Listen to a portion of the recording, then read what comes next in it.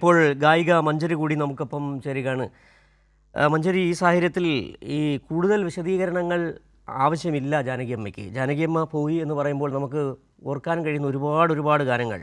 നാഥ നീ വരും കാലൊച്ച, ആടിവാ കാറ്റേ, കിളിയേ കിളി, എത്ര ഗാനങ്ങൾ. എങ്ങനെയൊക്കെ വിശേഷിപ്പിക്കാൻ കഴിയുന്നു? എങ്ങനെ വിലയിരുത്തുന്നു ജാനകിയമ്മയുടെ ഈ വിയോഗത്തെ? അമ്മയുടെ പാട്ടുകൾ എന്ന് പറയുന്നത് നമുക്ക് ഇന്നും എന്നും എക്കാലത്തും നമ്മുടെ കൂടെ തന്നെ ഉണ്ട്. അമ്മയുടെ പാട്ടുകൾ ഇപ്പോഴും കുട്ടികളായാലും ഏത് തലമുറയിലാണെങ്കിലും കുട്ടികൾ ഇപ്പോഴും പാടുമ്പോൾ അമ്മയുടെ പാട്ടുകൾ ഇല്ലാത്ത ഒരു വേദിയില്ല. അതുകൊണ്ട് അത്രയ്ക്ക് നമുക്ക് നമ്മളുടെ എന്തായാലും പറയാം, സത്യത്തിൽ ഞാൻ ഷോക്ക്ഡായിരിക്കുകയാണ് ഈ ഒരു വാർത്ത കേട്ടിട്ട്. ഒരുപാട് നാള് മുന്നേയൊക്കെ അമ്മയുടെ കൂടെ പെർഫോം ചെയ്തതും നമ്മൾ പാടുമ്പോഴത്തേക്ക് അമ്മ മുമ്പിലിരുന്ന് പാട്ട് കേട്ടതൊക്കെയാണ് എന്റെ മനസ്സിലേക്ക് ഓടി എത്തുന്നത്. ഇപ്പൊ ഒരു ആഗ്രഹം ഉണ്ടായിരുന്നു അമ്മയെ ഒന്ന് കാണണം എന്നുള്ളത് ഈ ഒരു ഇതിന്റെ ഒരു ഇടയില്. പക്ഷെ ഈ ഒരു വിയോഗം എന്ന് പറയുന്നത് തീരെ അപ്രതീക്ഷിതമായ ഒരു സംഭവമായിപ്പോയി. എനിക്കിപ്പോഴും അത് കാരണം ഇപ്പം അമ്മയുടെ വീഡിയോസ് ഒക്കെ ഒരുപാട് വരാറുണ്ട്.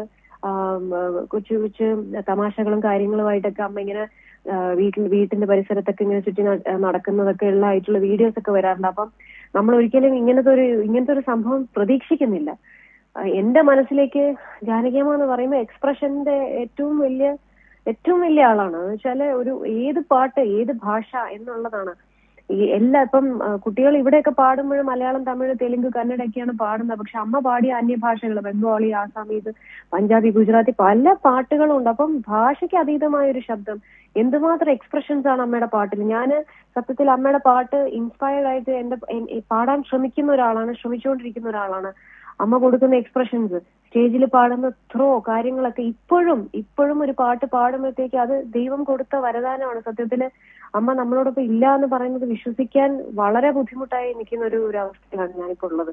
എനിക്ക് ഇതിങ്ങനെ ഒരു ചോദ്യം ചോദിക്കുമ്പോൾ പോലും ഞാൻ വല്ലാണ്ട് എനിക്ക് മാനസികപരമായിട്ട് വല്ലാത്തൊരു ഫീലിംഗിലാണ്. കാരണം ജാനകിയമ്മ നമ്മുടെ കൂടെ ഇല്ല എന്ന് കേൾക്കുന്നത് ഭയങ്കര ഷോക്കിംഗ് ആയിരുന്നു. അത് തന്നെ മഞ്ജരിയുടെ വാക്കുകളിലുണ്ട്. എങ്ങനെയാണ് ജാനകി മഞ്ജരിക്ക് മാത്രമല്ല മലയാളിക്ക് എങ്ങനെ ആകപ്പാടെ എങ്ങനെ? നമുക്കറിയാം നമ്മുടെ എല്ലാ വിരഹങ്ങളിൽ, നമ്മുടെ എല്ലാം പ്രണയങ്ങളിൽ, നമ്മുടെ എല്ലാം സന്തോഷങ്ങളിൽ മൂളാറുള്ള ഒരു ജാനകി ഗാനമുണ്ട്.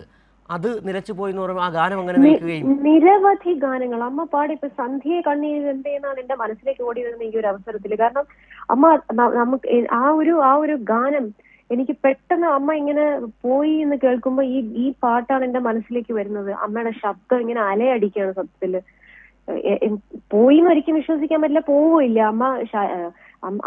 അമ്മയുടെ പാട്ട് നമ്മളുടെ കൂടെ എന്നും ഉണ്ടാവും. നമ്മളെല്ലാവരും ഇനി ഈ ലോകം അവസാനിക്കുന്നത് വരെ ജാനകിയമ്മയുടെ ശബ്ദം എന്തായാലും നമ്മളോടൊപ്പം ഉണ്ടാവും. ഈ തലമുറ കഴിഞ്ഞ് അടുത്ത തലമുറ ഇനിയും അങ്ങോട്ട് ആ ശബ്ദം നിലനിൽക്കും. ശരി, വളരെ നന്ദി മഞ്ജരി ഈ സാഹചര്യത്തിൽ ജാനകിയമ്മയെ ഓർത്തതിന്.